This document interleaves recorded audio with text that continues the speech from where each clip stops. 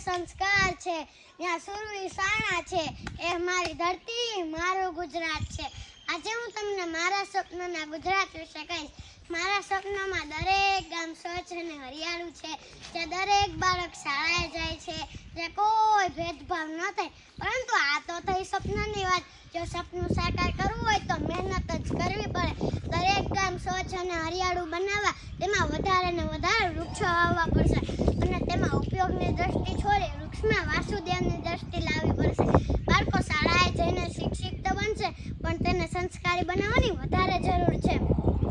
બધા હળી મળીને રહીએ, કોઈ ભેદભાવ ન થાય તે માટે other is not other but he is my divine brother એનો દ્રષ્ટિકોણ લાવવો પડશે.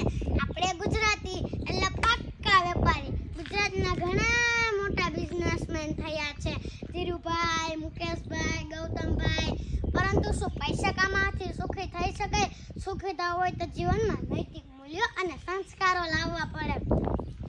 મારા સ્વપ્નના ગુજરાતમાં દરેક માણસ સુખી, શાંત અને સમાધાની છે. હવે તમે કહેશો કે આ શું ઇન્ફોર્મેશન ટેકનોલોજીના યુગમાં જૂની પુરાની વેદ્યા જેવી વાતો કરે છે.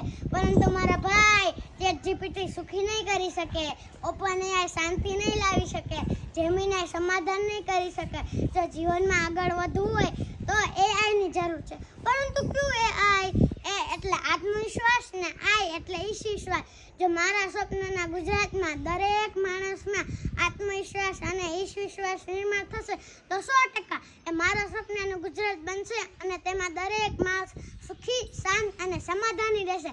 છેલ્લે હું એટલું કહીશ કે ગુજરાત છે સૂર્યપ્રભા જેવી ઉજાસ ભરી આંખોમાં, અહિંસા, શૌર્ય અને ભક્તિ વસે છે શ્વાસમાં.